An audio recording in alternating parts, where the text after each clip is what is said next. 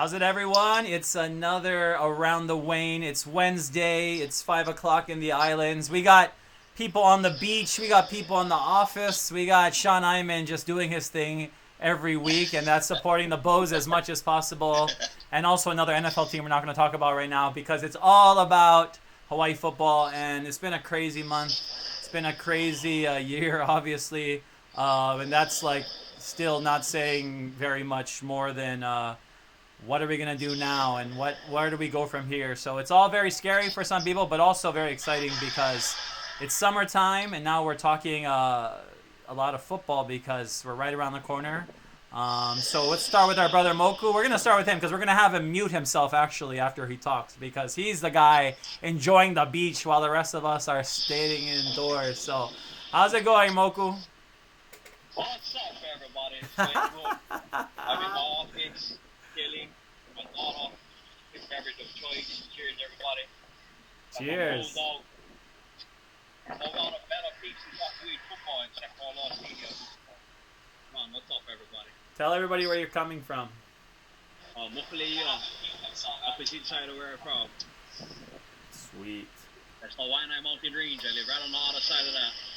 Oh, we have beautiful Moku today. So he's not on the Waianae side. He's on the North Shore side of the Ko'olaus of the mountain of the Waianae Mountain Range. So make sure you are if you're near Camp Erdman or something, go find Moku and go say how's it. But don't ruin his serenity because he found a beach where no one else was around. So we found him though, and we're gonna make Moku talk about UH football because he loves to do that, and so does this guy who hangs out a lot at his tailgates as well, and that's our friend Aaron. So how's it going, Aaron? Hey, it's going pretty good. Thank you for having me on the show. It's nice to have some more UH fans to talk UH football with. It's great to meet you guys. Glad to be here. So I legit have the names. You know, I just noticed I have Aaron up there, so let me change my names real quick. Just because Aaron is one person, and we're gonna go to someone else. This is her second time on the show, and she's one of my favorites, obviously. I got to spend the Super Bowl this last year with her, and that's Brandee Pang-Brookman. What's going on, Brandee? Hey guys, what's up? I'm glad to be back on the show, and I'm just cruising in my office currently, but back to work this week, so it's been quite an ordeal. What kind of ordeal? Talk about what it's like been for you this past couple of this craziness that we've had. How has your life been? It's been interesting between my son being home with me and trying to do work. Yeah. While I get constant interruptions. Well, what's the bright side? You get to see him all the time right now, right? So you get to be around. I do. I get to spend tons of time with him, which I love. And but now he's back at school and I'm back at work. So just trying to get back into the groove of everything now. All right, so now we got to bring in Sean. Sean, what's been going on lately? Sean, what you been thinking about lately? Hey, what's up, Wayne? Went back to work this week, but I'm never too busy to jump on your show. Well, we always want you here, Sean. What is it like? Talk about what you do and where you're at right now. I work with autistic children. I work close to home. I'm at Mililani High School, so it's a different world going back. Everything's different, but we're doing our best. So you're going to the schools. Is there a summer session, or what you're going to? Yeah. Okay. Right. So just most of the student population is doing online, but we work with special needs, which requires one-to-one and face-to-face contact. So. Oh wow. So we're back in the school. Just there's barely anybody on campus, but we're there. So it'll be interesting to see what happens once everybody else comes back in August. Yep, it'll be very interesting. And I know, talking about Mililani and OA football and the optimism they have, and I think in Hawaii, there's a good chance that we could have it.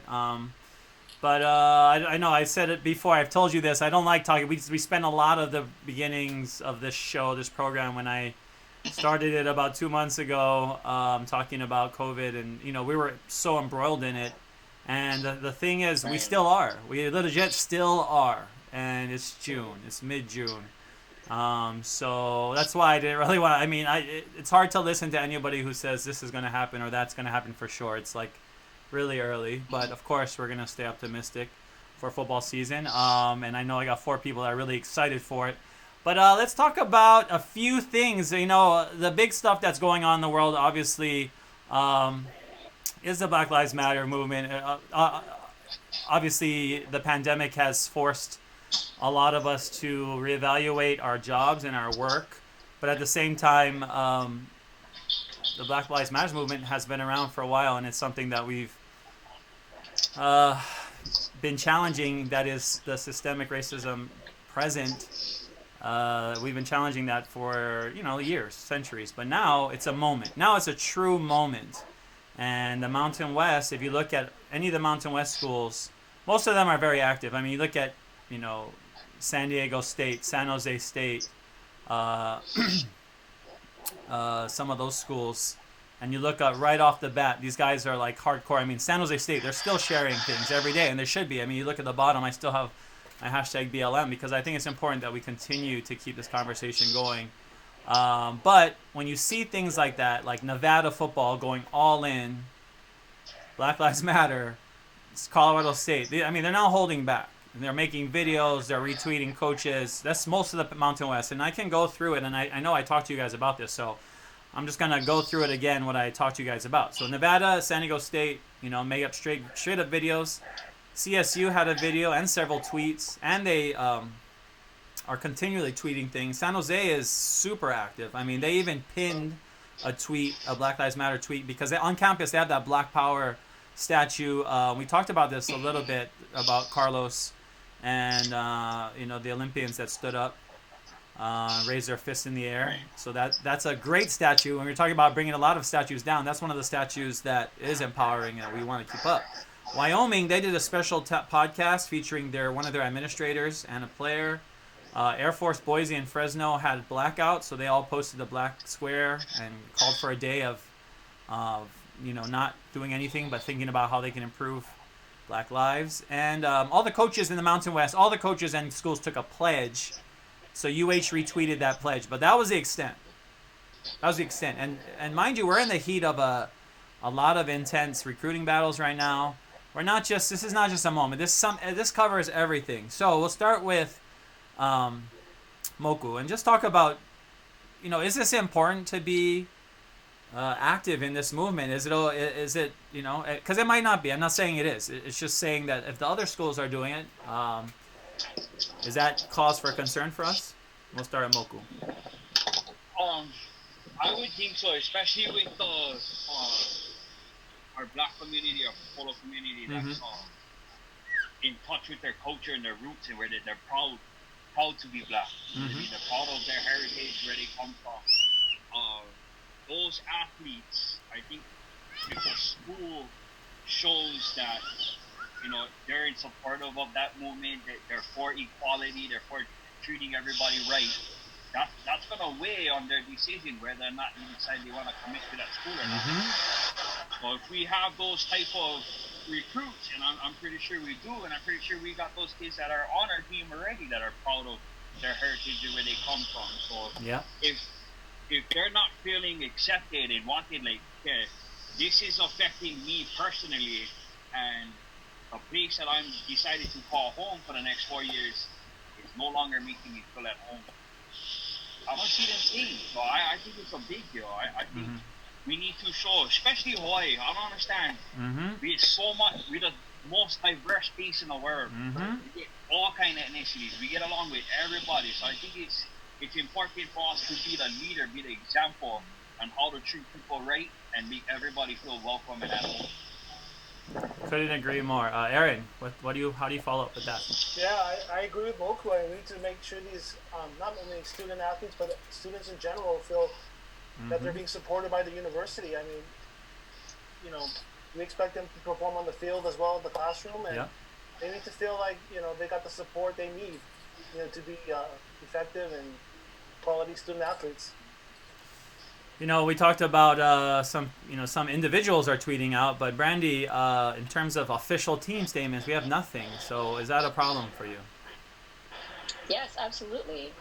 Silence is complicit, and you're basically just going along with the flow. If you're not saying something, then it's automatically assumed that you're supporting the other way. I think that it's important for us to celebrate our culture, celebrate our diversity, and celebrate inclusion. Everybody, there's a lot of people that are saying all lives matter, but the problem is that not everyone is viewed as an equal. So that's the reason why it's important for us to take a stand and be vocal about the Black Lives Movement. Because we need to make sure that everyone, like Moku and Aaron were saying, that they feel like they're included and they're important and their voice matters. Absolutely. Sean, how do you follow that up? So I follow all the schools on Twitter, all the Mountain West schools, and I pay especially close attention to the teams in our division in the West. And I don't like anything or retweet anything by them, but like when San Diego State and Nevada did that, like I liked it and I retweeted it, and like it's so unfortunate that UH has decided to just sit on the fence on this whole issue. It's super disappointing. I saw that Coach Graham, put that out, and Coach Ganot, he put the Black Lives Matter too. Yeah. But just to take a stand as a university, I know that we have a lot of polys on our team, but we also have a huge proportion of African Americans and blacks, and to not even to support them, and it's a bad look in my eyes. It's like saying you don't got their back, and it was just the bare minimum. So I'm super disappointed, and I even went back and I looked through their timeline, thinking maybe I missed it. Yeah. But I didn't. So that, it is what it is, and get off the fence, UH. Seriously. Yeah. This is what it is, and I think at a school level, at the university level, at the academic level, this should be obvious. New Mexico president. I went to New Mexico president. She released a statement on video, a very fervent and a very inspired message to, like Aaron was saying, not only to the student athletes, but to the students. This is about safety. This is about comfort. This is about thinking about the people who make your university the vibrant place it is, not let alone your team. And our team is so blessed to have people from all over the country and all over the state, and we're lucky to have that. And that diversity, like Moku said, is what we should be the most proud of. That's what we should be sharing the most of. And it's a hard thing for a lot of people to hear. A lot of people talk about this matter, but it's important. It's the reason every professional sports league is talking about it. There's a reason that every college it costs us recruits. Yes. If everything is the same and it comes down to one issue, it could be that close. Yes. Does this university support its black athletes? It's a tough question. It's like it needs to be right there. And UH. Yeah. Hashtag facts. That's facts right there. That's true facts. They need to make a point. They need to make a stand. Other schools are doing it with vehemency and fervor, and they are being unambiguous about how they feel about this movement, as well as we have at Hawaii Sports Fans. We're not holding anything back. When we say Black Lives Matter, that's a full stop. And it's not only for humanity and the good of humanity, but for our team and Hawaii football, our Ohana, and the people that we support. So I encourage everybody to go back and watch, if you can go back and watch our Listen to Black Voices program a couple weeks ago, and also our interview with Derek Branch, who was very heartfelt, who was very emotional, and this is one of our greatest players of all time to ever wear the uniform. So we need to remember that these people are part of our Ohana. This is a part of our family. So just like with any of our family members, if they're hurting, we need to show support. And like Sean says, what does it say if he doesn't show support? What does it say about a school if they don't show support? And I know we have at least one player on our team active in the movement whose brother just committed to San Diego State, who also put out a video. I mean, those things are that close. So it's really important. It's very disappointing as well. But, that's something we want to keep talking about. It's important to talk about this movement. It's important to get people aware of the situation. And we're going to keep, making this a point on our shows. But we want to also talk about UH football. This is obviously about how UH football has affected our lives. And even in the summertime, we're excited about what's to come and what's to happen. So we're going to shift gears to the players. We talked about players. We want to shout out Corey Bethley and some of our other players who have been very vocal on their social media and participating in the Black Lives Matters March. And I thought that was really important for him to do that. I thought it was really important for him to, be vocal about it with his teammates. And I think people in Hawaii will be able to put faces to names. And I think that's the thing too. People if they don't feel it's personal to them, but it's personal to us. It's personal to our fan base. This is our talking about players. Corey Bethley, James Green III, and Jonah Laulu. If you look on Corey Bethley's Twitter page, he has a picture of them. He says, "We are black men before we are athletes. We must use our platforms to put an end to racism. Our voices will be heard. Black Lives Matter." And that is, exactly where we need to be as a program. Not just let our students out there hang out to dry and make them do this on their own. We need to show them that we have their back as well. So if our school's not going to do it, we'll do it here at Hawaii Sports Fans. Black Lives Matter, and we have your guys' back. But in terms of, the players that we want to see coming this year, we got a few that are very interesting coming up along the way, and we're excited about them as well. So I'm going to start with Aaron, and I want you to just name the UH player you're most looking forward to seeing play this season. You know what? I've always been a Chevin Cordero fan. I'm looking forward to him and seeing what he's able to do, and hopefully he takes over the starting job. We'll see what plays out, but I'm excited to see what he can do. He's it's amazing when we have local talent like that and decide to stay home, and I just can't wait to see what he's capable of this year of doing. Well, what do you think that will be different? What do you want to see in his game, improve in his game? It'd be nice to just see him being consistent with not having to switch out with Cole McDonald like last year. I just want to see him, if he takes over the starting job, let's see what he can do without any pressure of the possibility of losing his starting position. So looking forward to that. I've seen video of him online where he's practicing at St. Louis High School. So it seems like he's getting ready. I'm looking forward to that. Sean, what about you? What are you looking forward to? Who are you looking forward to seeing?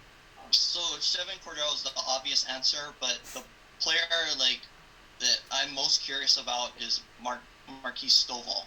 Okay. Him leaving the team, him leaving the team last year, and then he was able to fight through it, keep his grades up, stay in school, and now he's working his way back onto the team. Those wide receiver spots are open. There's a couple hundred receptions available this coming season, so I want to see if he can jump up there and get one of those spots and see if he can contribute. That's a good one. Marquise Stovall.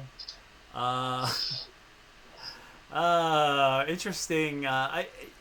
Okay, so last year, the game before, it's just a funny story. So, me and Fuchsia laugh about this all the time, but he had to get the bucket. He had to really go, and they got the bucket, and his teammates had to surround him before the game, and we're just like, why is he standing? Oh.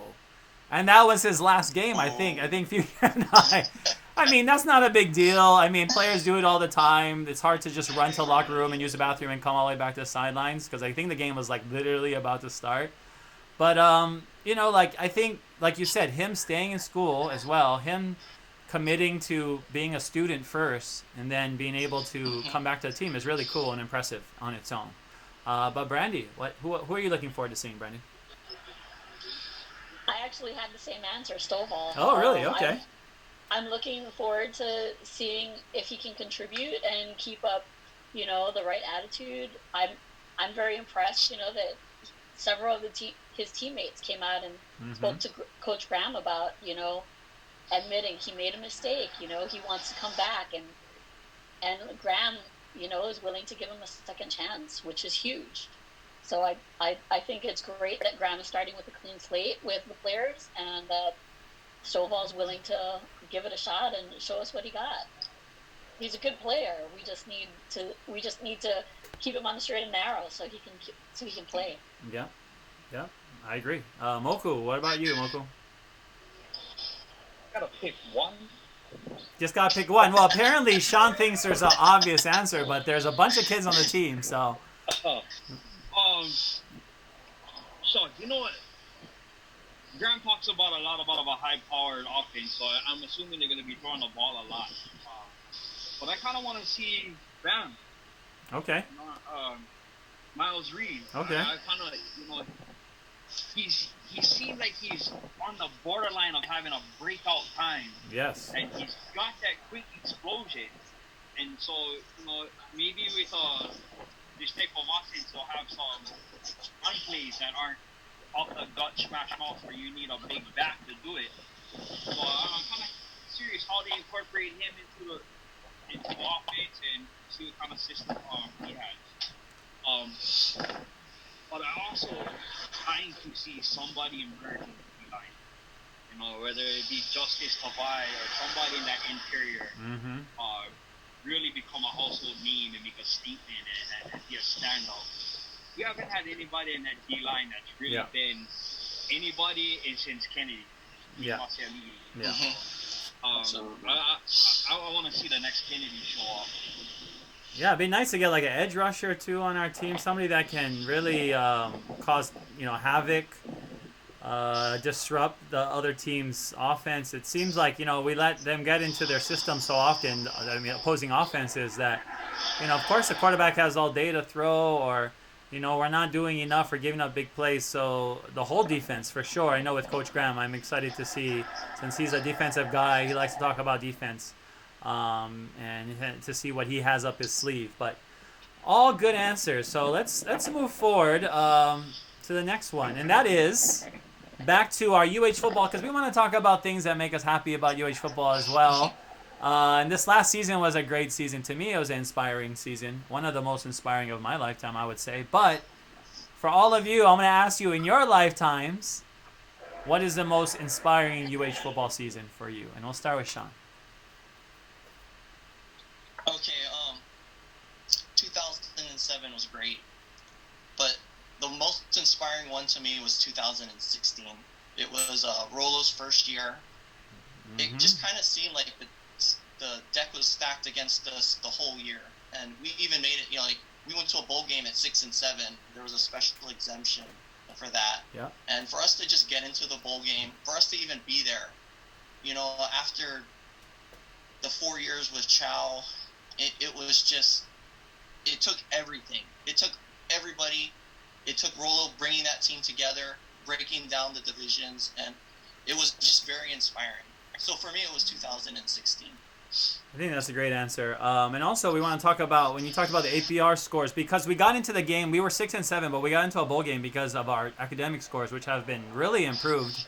And if you want to go back and watch Ben Jay's interview, which I did on Sunday, definitely go back and watch that Wayne Coito show. I'm going to drop that as well, because he really talked about the efforts that they put into increasing academic potential and academic results, and making sure that those were a part of our program and just as important as anything else. And look what it did for us. It got us into a bowl game. So that was great. I agree. That's one of my favorite seasons, 2016, to even go 7-7. It was the best 7-7 year ever. And the bowl game was so awesome. I mean, such a great bowl game, and the way that we won. I mean, that fake punt was probably one of my favorite plays ever that I've witnessed live for our team. And just super exciting. So, Brandee, though, what do you got to say, Brandee? You've been around the program for a little while, too. What would you say? Yes.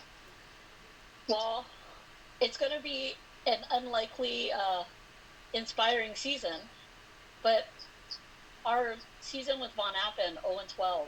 Ooh, okay. Interesting. Tell us about that. So that season was the season that I helped on the team. And I was inspired by the enthusiasm and the teamwork that went on amongst the players. They were trying to inspire themselves, to get up, and they kept fighting all the way to the end.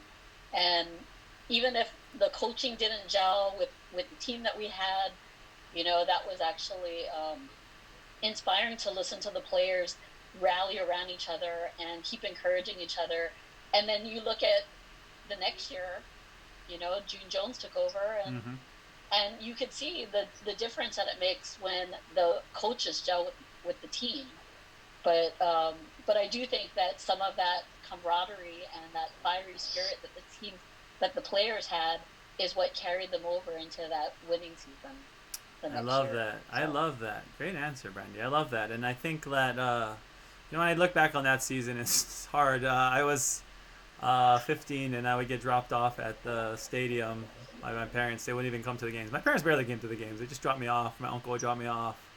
I go with my cousins sometimes. But that year, I remember I'd go home and watch the delay, and my dad would be like, "Why are you torturing yourself again?" I'd be like, "I don't know. Just used to watching us lose. I don't know. This is normal for me at this point in my life."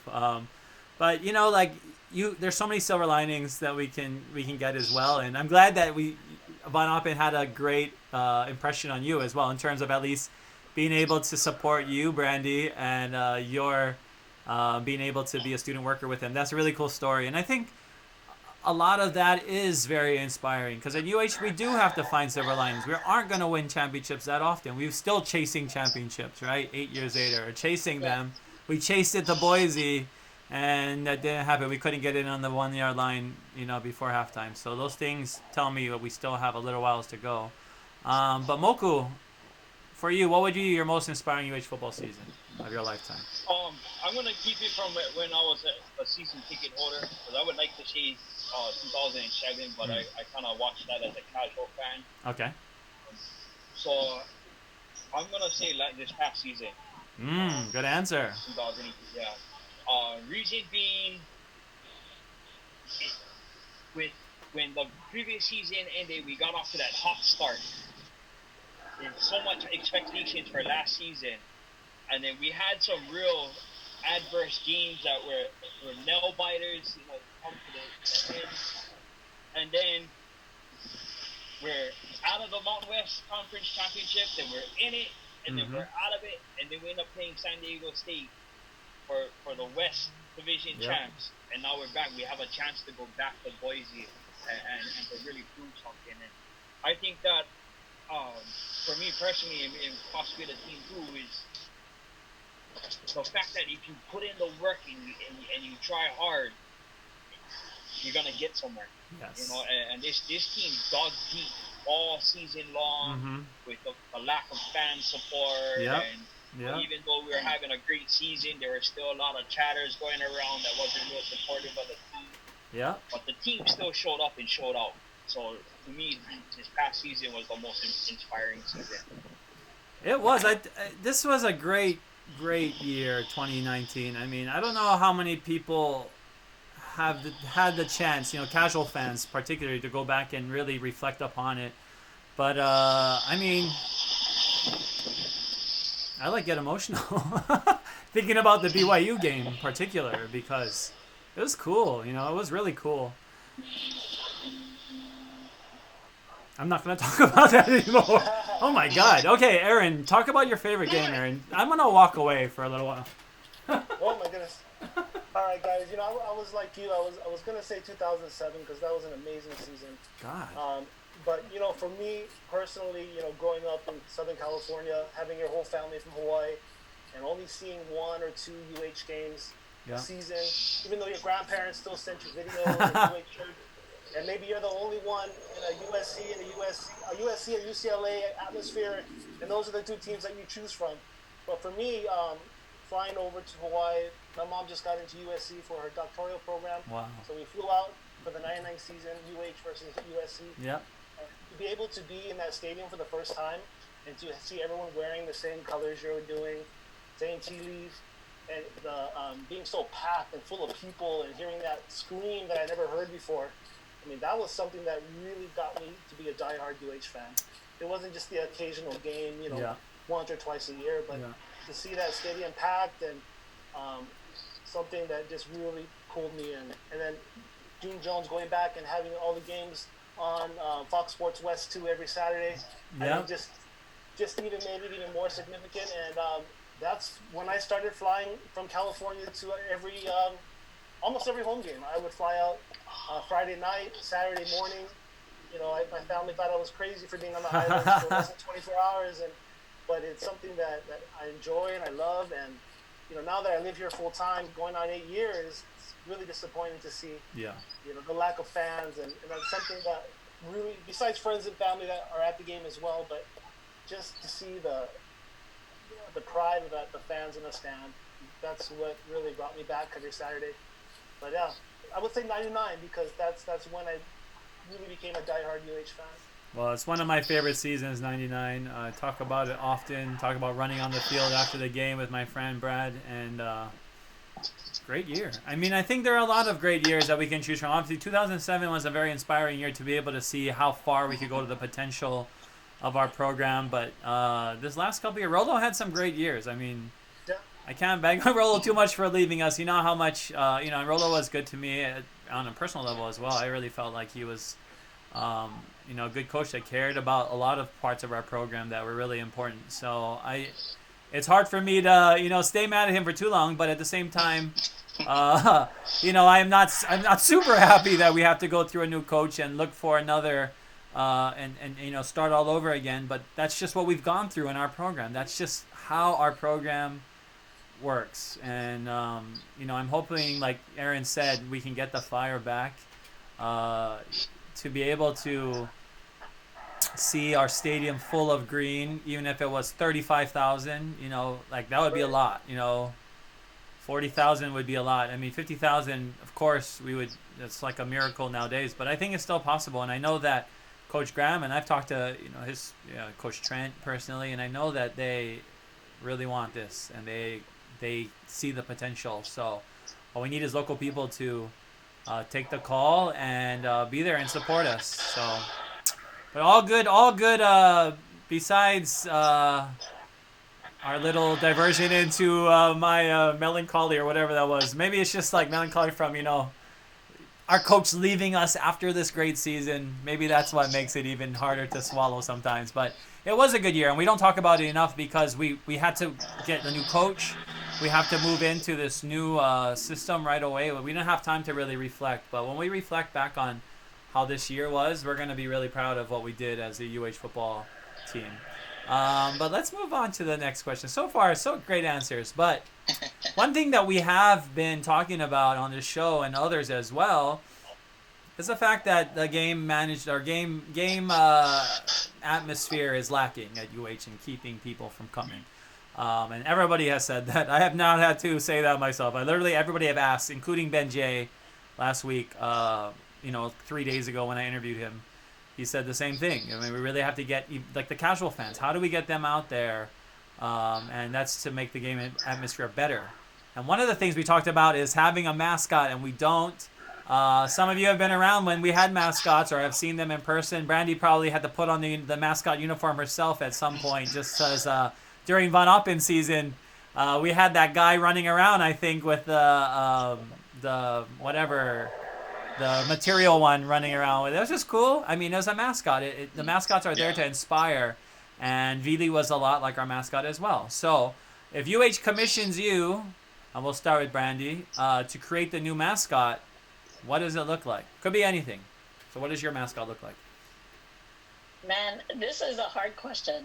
I tried to think of something that is uniquely Hawaii, because that's what we have going for us, right? So someone mentioned to me we could have a poi pounder, and I'm like, that would be kind of weird running around as a poi pounder. Just like a big poi pounder or something, like just a... People are gonna think it's like a piece from Sorry or something. Thinking, why can't we bring back our Lau heads? Okay, so wait. And that wouldn't be too bad. Go ahead. We already have one Lau head. So are you saying that we want our Lau head to then go on the field and become the mascot? Is that what you want to say? That would be cool. But then remember, all of us had Lau hats too that we would wear to the games. That's true. I might have it somewhere. So a new Lau head, like an official Lau head. Like an official Lau. Okay. I like that. I can see that. Because then the fans can get the hats too, and and then everyone can do it. So on your, what does Lao Lao head have on the rest of his body besides the Lao Lao on his head? For if I was to, what's going on with the rest of Lao Lao? Is he just like wrapped in a bunch of like Lao Hala or something, or is he like like just he's just Shane in his tank top and his shorts and slippers? But who is this mascot? What does he look like? I have no idea, honestly. I thought he could just be a gigantic Lala, and then the rest of us can be Lala heads. Like everybody wraps him communally, and then we just make a whole Lao Lao. He's like a whole kupu or something running around. I mean, you could, I guess. I think I like what you said about everybody can participate. I think that's the best part. It's like the Cheeseheads, right? In Green Bay, it's like that is synonymous with their team, is having a Cheesehead. And Lao Lao Head, I mean, we always call Shane our Lao Lao Head, but you're right, because Shane even says he got that at a game. He got his Lao Lao Head at a game. So it's not like he created it himself. It's just like he's the one that keeps wearing it, which is amazing and cool. But I like how participatory that is, too, with everybody. And, it's another cool thing to inspire fans, which I like. But Moku, what would you do, Mike? Oh, sorry. Keep going, Brandee. What'd you say? But I will tell you. Okay, there was one game where we played Wisconsin, and all the Wisconsin fans showed up with their cheese hats, right? And I was in the marching band, and one of the fans gave me a cheese hat, so I was wearing the cheese hat, and I got in trouble for wearing the other cheese. What are you doing, Brandee? Don't you know, Brandee? I have no idea what I was doing. But you're right. I mean, that was something that their fans could come to the game and participate and cheer on their state, right? I mean, we need something that can draw us together like that. And I think you're right. It's that whole part of the making people feel connected. That is a symbol of our Hawaii-ness, and that's something that's different. Like the cheese is obviously a big part of Wisconsin. You go to Wisconsin, you eat a lot of cheese. If you go to Wisconsin, be prepared to grind plenty cheese, because that's what they love there, and that's what they make there. And I had more than enough of squeaky cheese when I was up there in Wisconsin, and every time I go. But that is the cool part, is that everybody's so proud of that symbol, because it represents who they are as like Wisconsinites, right? They're really proud of like being from Wisconsin and having the stuff that they do and being on their farms and stuff. But yeah, I agree. I think that's a good one.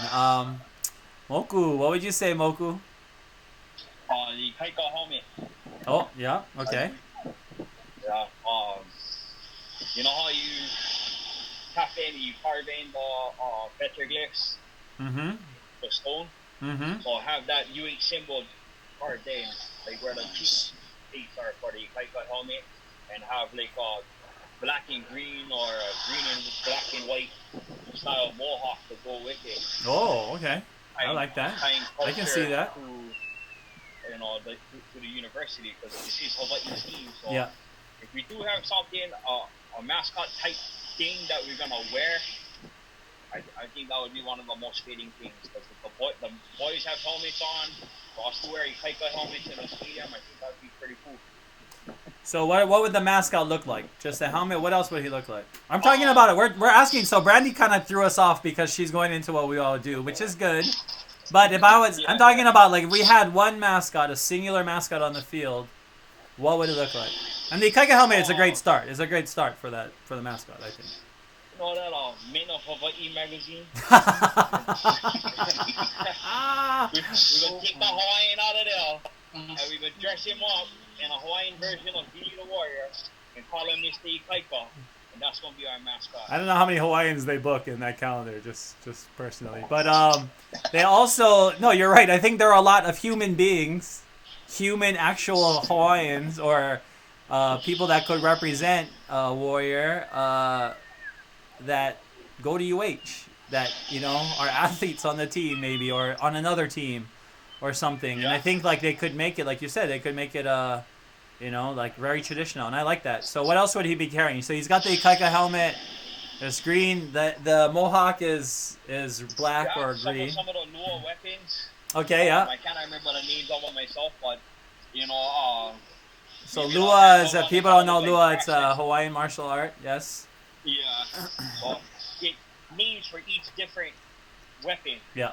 And forgive me, I can't remember them right now, but Well, a lot of it is secretive, so we don't talk too much about them. Not that I've ever did any Lua training formally in my life. I'm not gonna lie, but Moku, I think it's cool. I think that's great too because it talks about how our program is representative of our team. Like Moku's saying, like Hawaii is the team. The team is Hawaii. It is our state. It's not just you don't just sign up to be a Hawaii fan. If you're Hawaii, if you're local, this is your team. Period. I mean, you can like someone else, I guess, but this team will always be associated with you because you're from Hawaii. You're Hawaiian. I don't know what else to say. The Warriors. Yes. So, any Kaiko Warrior, to me, is hands down the best mascot we can have. I agree. I liked it. Where else you can get one warrior? One Hawaiian warrior. I agree. Kaiko Warrior. Aaron, what do you say, Aaron? You know what? In my lifetime, I really liked Billy being on that field and the energy he brought. I would like to see something like that, but something I've always thought about, we're called the Hawaii Warriors, right? Yeah. And sometimes people refer to UH as Polynesia's team. Why can't we have a warrior from every Polynesian ethnicity, or at least a few that can represent the different cultures and the diversity within our players? Why can't we have like 3 or 4 of them coming out? Maybe from Tonga, maybe from Fiji, maybe from Hawaii, and that because they're the Warriors, right? So let's represent all the different cultures we have within our team. Yeah. And going back to being maybe a student-led, maybe it could be a scholarship. Maybe these students can earn some kind of scholarship for doing this. I know a lot of other schools, like in the Pac-12, have students who would play the mascot. I think that'd be great, So last time we had the student and he wore like a muscle suit. So are you saying like, should it look like that or should it be a kid like the Aztecs, right? San Diego, they're like, you got to have muscles already if you want to have this job. You don't have time to train you, right? They like get kids. Maybe we can find students on campus who can fit that model, Yep.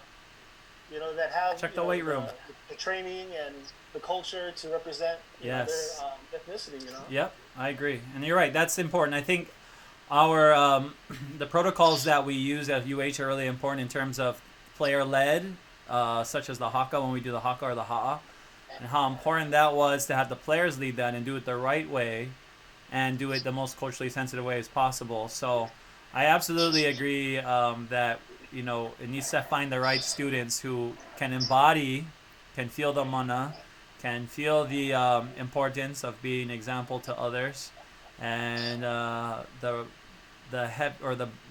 weight of our culture at the same time. I don't want it to like make it super intense, but at the same time, you're representing a whole culture. You're representing the host culture of this place. But yeah, I agree with those one as well. Go ahead. Sorry. No, keep going. Keep going. Being from the mainland as well. I mean, I've always had my UH gear on, and people will come up to me, and one of the things they said was, "You guys have the best mascot. I mean, we've never seen a mascot like that."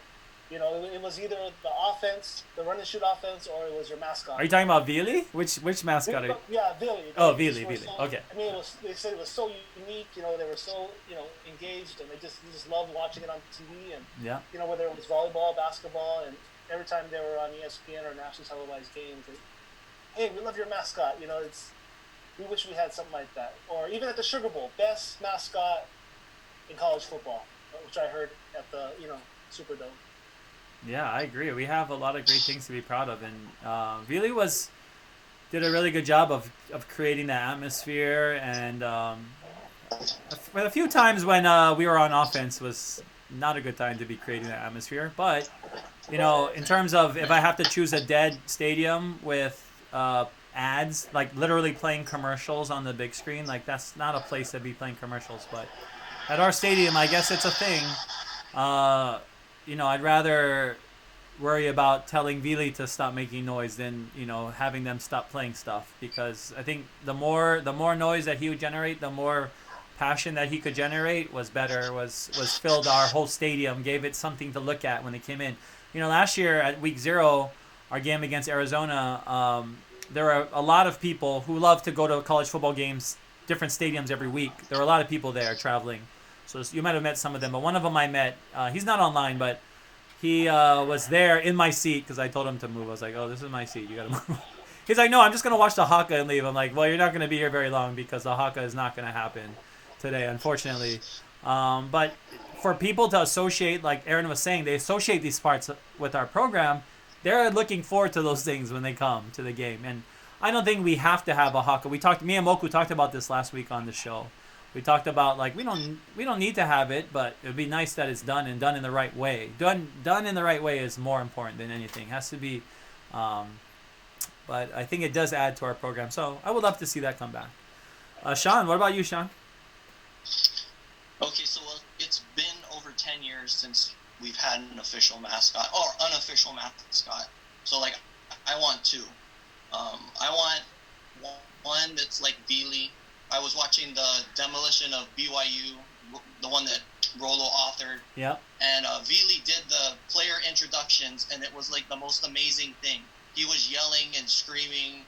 So that like, is I want awesome. A mascot that talks. That is awesome. So like, I want a mascot that talks and interacts and yells, and like Veely was great. It does, Yeah.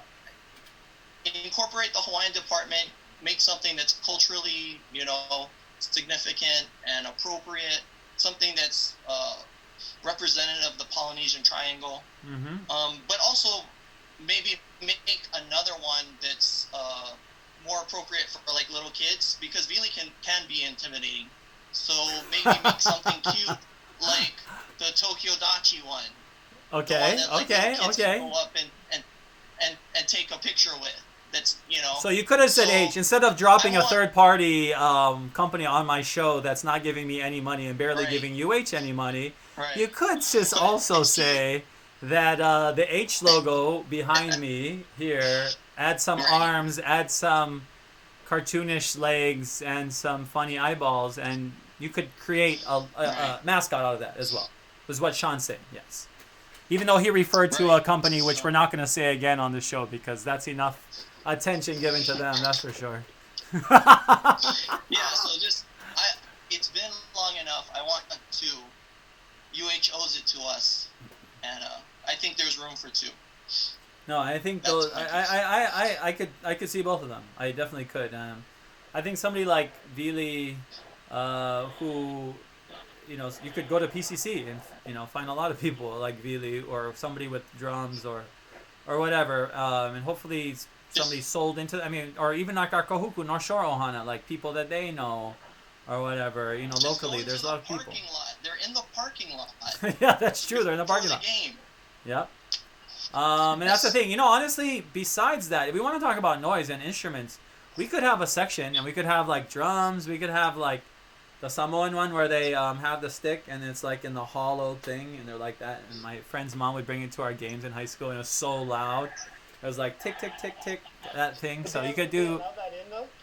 I don't know if they would, but maybe if we had a special. So like soccer, when I talk about how our soccer groups, and the one that I'm part of, we have drums, we have everything. We have to get that passed through, with the facility. But I think just the game environment, and having the band there too, the marching band, we'd have to talk about the protocols there. But I think anything more to make noise and to be able to add elements of excitement or something else, some kind of stimuli. If you're just sitting there and you're getting blasted at with an ad, which belongs on a television set, not on a jumbotron, and it's getting blasted at you, so you can't even see what's going on up there, by the way.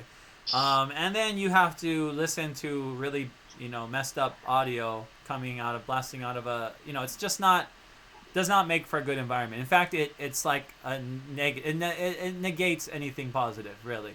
And that's the biggest issue. But keep going, Sean. You were talking? Sorry. Yeah, that's it. Just the two guys. I want the big warrior, and I want the cute H. The cute H. There you go. Or maybe a rainbow. We could get a rainbow. Why not have a rainbow too with a hand? Right. Maybe it could have like a rainbow cape or something like that. Yeah. Or yeah, we could have an H with a rainbow with legs. Put Velcro on it, so it doesn't have to be every game, right? So. Yeah, you could do that. No, I think that's really important as well. So. That's good. All right. Well, we're down to the last question of the day, and this is one I didn't prepare you on, but I asked this previously on a show about 3 weeks ago, maybe 4 weeks ago, and I'm bringing back this question. So I want you to name an away game that you would want, or away opponent that you would want UH to play, so that we could travel there. So it's not just about that team. So that team could be a part of it, but the experience of playing there would be great. So I'll let you guys think about it. Whoever wants to go first can chime in. It's a tough one, Wayne. That is a tough one. So there's a lot of schools. So all the schools in America, it could be anywhere.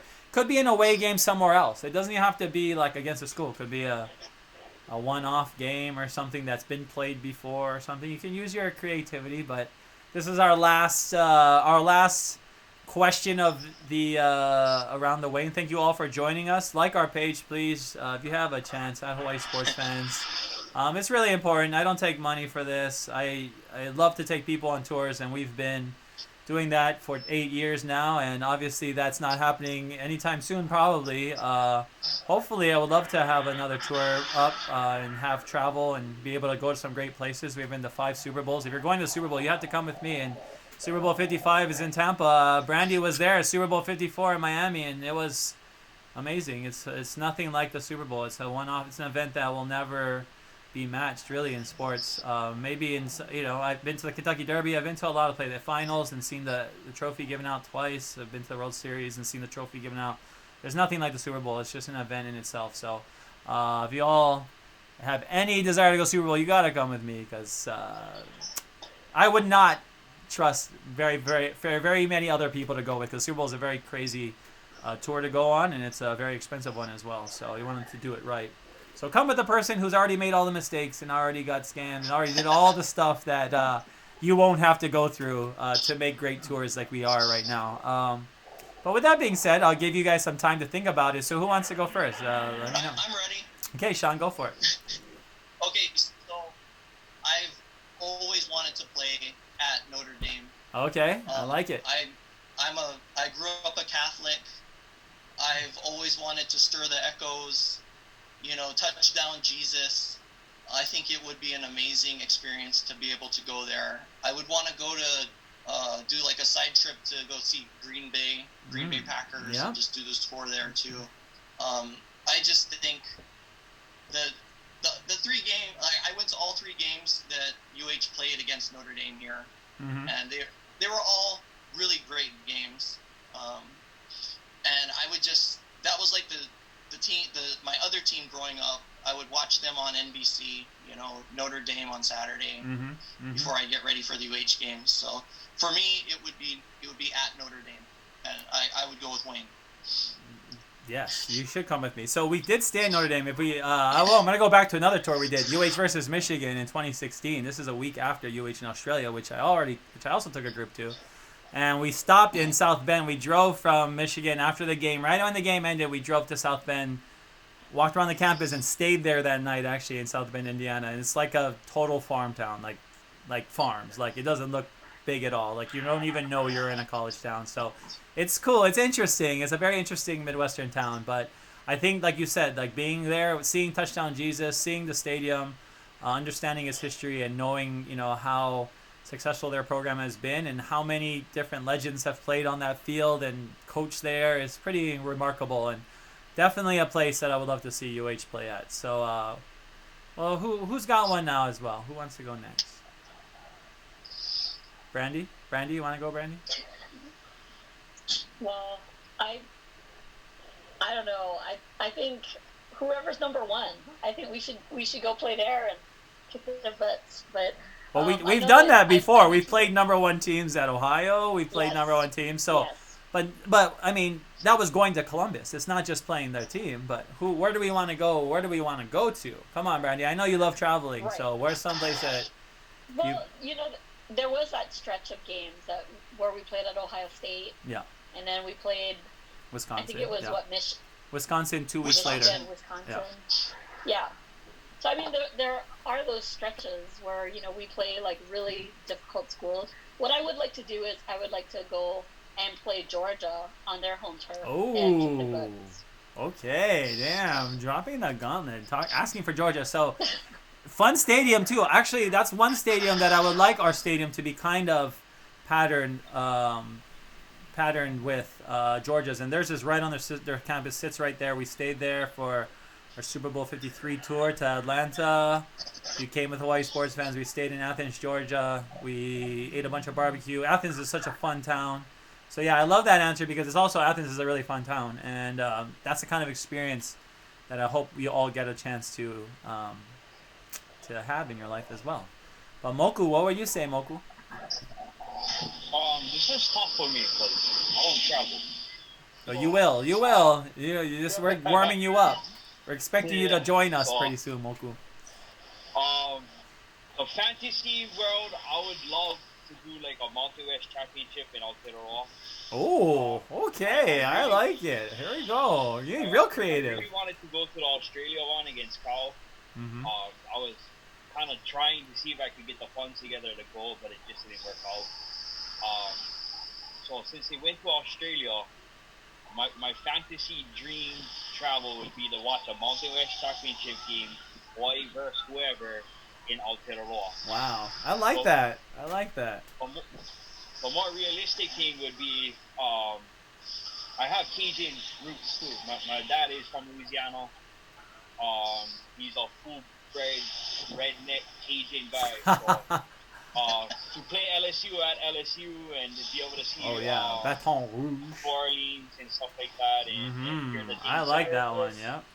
Yeah, to be able to go to the French Quarters and Bourbon Street and see LSU's campus and how they do things there. I'd be interested in seeing Hawaii at LSU. Well, we'd have to drive from Baton Rouge to New Orleans since they're not super close. They're not very far away, but LSU campus is a little bit out. But I think that would be a super fun trip. I totally agree. I think when we went to New Orleans, Hawaiians, when we were all there in the Sugar Bowl, I think a lot of us realized how similar our lifestyle is to Cajun people and how much they love food and enjoy the ocean, enjoy the water, and how much they spend the time outdoors. So it was really amazing. It was really eye-opening. It's one of my favorite cities, New Orleans, and I definitely want to go back again. But Baton Rouge will be fun to play LSU, the champs. They're already recruiting our kids anyways. I mean, the SEC is already recruiting our kids, so we might as well do some home and homes with them. We did talk to Ben J. To refer back to the Ben J. conversation and hearing him talk about scheduling those games against Michigan and Ohio State and Wisconsin, the paychecks are great, and that we need those, and it's a part. We want player safety to be always top of mind. So we don't want to do these all the time, maybe, but they are super beneficial. So. I totally agree, and that would be great. But Aaron, what are you gonna say, Aaron? What's your answer? You know what? I would like to see a tour to the Pac-12. I would like to go to not all the different Pac-12 schools, but I think we're playing them already. Oregon is coming up pretty soon. Are we at Oregon? We're supposed to be this year. Yeah. Okay, but we're supposed to be at their house? We're supposed to be at their house, but yeah. I would love to see a game in Oregon. That's something I've always wanted to do. I've been to USC, UCLA. I would love to play a game. I don't know if you guys used to play NCAA football on the PlayStation. Oh, yeah. I used to love taking UH to Oregon and playing on their field. So, Oregon. I like that one. Oregon. All right, what's your second, Sean? What's your second choice, Sean? I'm going to go swing through. And this is going to be the tiebreaker. Whichever I like the most, you win. Because it's 17 all, and the stakes are super low. But still, I want somebody to win. So, okay, Sean, give us your second choice, Sean. I want Georgia at the Sugar Bowl. Oh, Georgia at the Sugar Bowl. Okay. Georgia at the Sugar Bowl. I can see that. Brandee, what's yours, Brandee?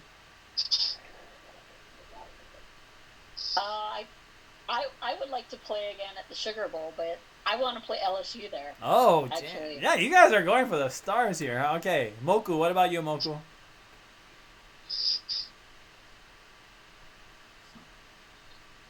You're on mute, sir. Oh, we wanted to just keep talking. I was gonna let you go. You're lucky Aaron said something. I was gonna be like. I want to rematch with Boise at Boise for the Mountain West Championship. Oh, okay. I want to be present for that. Okay, yeah, you should be. You'd be with me crying on the bleachers afterwards, like this last year. It was not a pretty sight, but that's fine. Anyways, Aaron, what do you gotta say, Aaron? Oh man.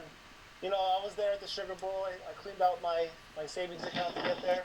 Mm-hmm. And I remember being in the end zone with the Georgia players, the fans just yelling at us and putting us down. We even had one of our fans removed. I don't know if you remember, one of the fans had the conch shell, and he had the flag, and he was waving it. They had him removed just for just for doing his thing, not bothering anybody. Yeah, is he the one that had the face paint on? Like the Ultimate Warrior looking face paint? Right. He was right next to me. I Yeah. had video of the whole thing. Okay, yeah. I remember him.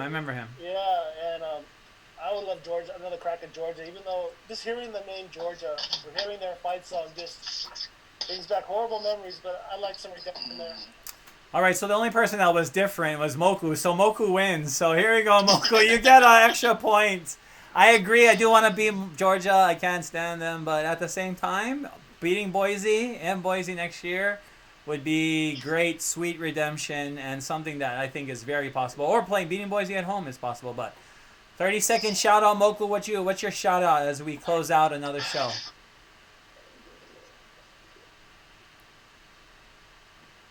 Wait, just let him go. Wait, don't No, say I'm not saying anything. You know,